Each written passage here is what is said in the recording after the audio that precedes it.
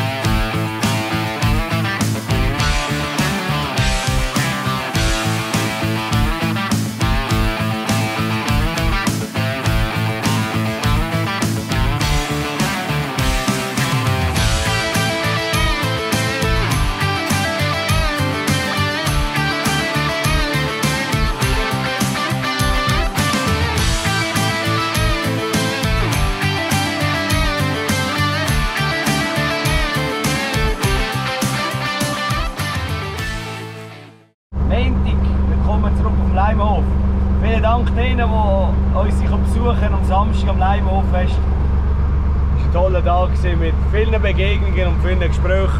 Und es ist wieder aufgeräumt jetzt. Wir fahren wieder weiter. Wir haben gestern wieder klares Schiff gemacht. Es sieht alles wieder aus wie vorher. Jetzt ist es soweit, ich bin den Raps am Spritzen. Die Schadschwelle ist definitiv erreicht. Darum müssen wir jetzt das machen. Das habe ich aber schon x-mal gezeigt. Wenn wir Raps spritzen, darum lasse ich das sein. Macht das heute einfach. Und dann geht es morgen direkt weiter, weil morgen wir Mais silieren. Der beste Beweis ist immer noch der Videobeweis. Und das heisst, Schadschwelle ist es so, dass 50% der Pflanzen müssen angefressen sein. Also jetzt gehen wir hier von Pflanze zu Pflanze. Angefressen, angefressen, angefressen, kleines hinten dran, angefressen, angefressen. Angefressen, so kann es weitergehen. He? Also ich finde hier keine Pflanze, die nicht angefressen ist. Also sind wir über 50%, wir sind fast bei 100%. Und das legitimiert jetzt den Einsatz hier von Pflanzenschutzmitteln. Da setzen wir ein Insektizid ein, weil irgendwann ist die Pflanze so geschwächt, dass die kaputt gehen und dann haben wir gar nichts. Seht ihr, ich finde keine einzige, die nicht angefressen ist. Überall die Löcher, die ihr hier drinnen seht, ist alles der Rapserdfloh. Komplett. Ich fahre nicht gerne mit Spritzen rum. So ist es. Also, ich mache das jetzt hier nicht aus Spass oder nur weil ich auf 100% sicher will gehen. Da ist es jetzt nötig. Hätten wir aber früher noch die Beizung am Korn, die man hatte vor Jahren, die man dann verboten hat, dann müssten wir hier jetzt nicht spritzen. Man hat die abgeschafft und jetzt müssen wir mit einem Insektizid dahinter. Und da dürfen sich dann alle Gedanken machen, was ist schleuer. Die Beizung hat mir sinnvoller gedunkt, wenn ihr jetzt hier mit einem Insektizid dahinter gehen. Dienstag am Morgen, wir sind bei wunderbarem Wetter am Mais silieren. Was ist Mais silieren? Das ist das, was ihr jetzt gerade gesehen habt. Ein Maishäcksler hackt eine ganze Pflanze Mais inklusive Kolben in den Wagen rein. Und das verpacken wir noch luftdicht in einen Ballen rein. Und so wird sie noch konserviert, weil kein Sauerstoff mehr drin ist. Es gibt eine Milchsäuregärung und ist noch sicher, ich sage jetzt mal 2 Jahre lang haltbar. Heute ist der Rolf bei uns und macht die Ballen. Das Mais ist in einer guten Qualität. Wir haben jetzt noch bei einem Bauer im Dorf einen Hektar Mais zukaufen, weil unser nicht so wahnsinnig schön ist. Das zeige ich euch nachher. Okay, jetzt Mais. Oh. Sorry Rolf! Beim Filmen da drauf gekommen.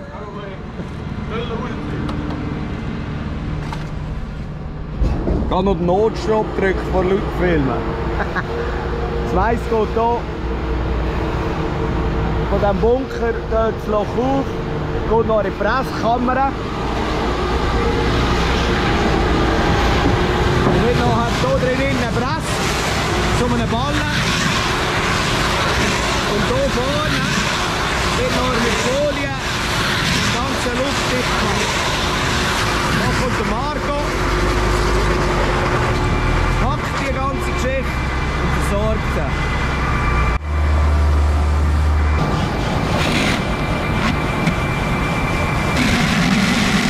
Auf so einer Rolle sind 1500 Meter Folie drauf.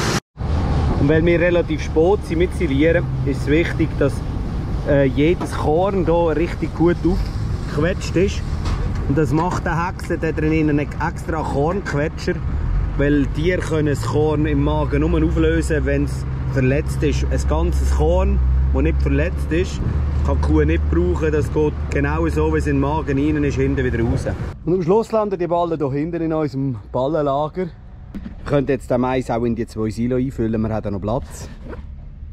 Das Problem ist echt dabei, wir wissen dann nie, wenn der Mais kommt. Und dann hat man eigentlich alle Mais. Und dann kommt wieder keiner mehr. Und so können wir eigentlich immer Gras rauslassen und gleichzeitig ein bisschen Mais dazuführen. Hätten wir jetzt mehr Mais, würden wir einfach 1 Silo Mais machen, 1 Gras. Aber sonst ist es ein bisschen ungeschickt zum Fuhren. Wegen dem machen wir jetzt hier Ballen. Es sind auch nicht wahnsinnig viel, das gibt jetzt etwa 60, 70 Ballen. Und ja, das ist noch super zum Mischen. Und als nächstes kommt unser Direktsaat Mais zum Zug. Und das ist etwa so, wenn ich das erwartet habe, ist nicht wahnsinnig, ist aber auch nicht grundschlecht. Bodenbedingungen dazu mal und das Wetter haben dazu geführt, dass das eigentlich so Mais ist, wenn ich erwartet habe. Der Mais ist drin und das nächste steht da. Heute geht Schlag auf Schlag. Der Agromesser bringt Biogasgülle. Da haben wir das Zwischenfutter angesagt nach Weizen. Das Ufa-Siloball. Das hat noch ein bisschen Ertrag gegeben. Momentan haben wir halt relativ spät dran gesehen. Ist da noch nicht so viel gegangen. Wir haben hier ein bisschen Klee, wir haben ein bisschen Gräser. Und jetzt hoffe ich, wenn wir hier noch ein bisschen Gülle drauf tun, dass hier noch etwas passiert. Und mit dem Regen schwemmt es schön ein und nachher hoffen wir hier noch auf ein bisschen Futter den Herbst.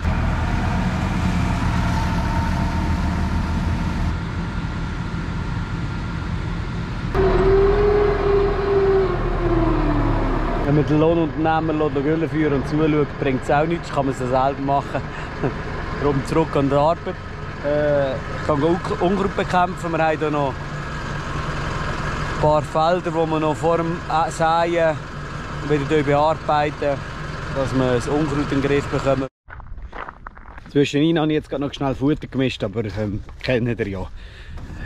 Die Kühe sind auf der Weide jetzt durch den Tag. Die brauchen einfach noch ein bisschen etwas im Stall als Beschäftigung durch die Nacht. Es hat ja wieder Gras auf der Weide, das ist schön. Im herbizidlosen Anbau, wenn wir machen, das heisst jetzt hier machen wir Weizen in etwa 2 Wochen und da können wir keine Chemie einsetzen, das heisst wir müssen das mechanisch bekämpfen, das Unkraut, nur mit dem Striegel. Und jetzt, nachdem was wir hier parat gemacht haben, alles was hier vorkommt, ist Ackerfuchsschwanz und zwar nicht zu wenig. Das ist ein riesen Problem, Unkraut. Und ich probiere jetzt das hier zu bekämpfen mit dem mechanisch, dass wir es ausrupfen oder den grössten Teil verschütten. Und hoffe, dass es funktioniert so. Bin mir aber ehrlich gesagt nicht so sicher. Ich hätte viel lieber jetzt mit dem Güttler, den habe ich aber nicht bekommen. Darum mache ich es jetzt echt mit dem, was ich habe. Ja, der grüne Schimmer finde ich nicht so lässig.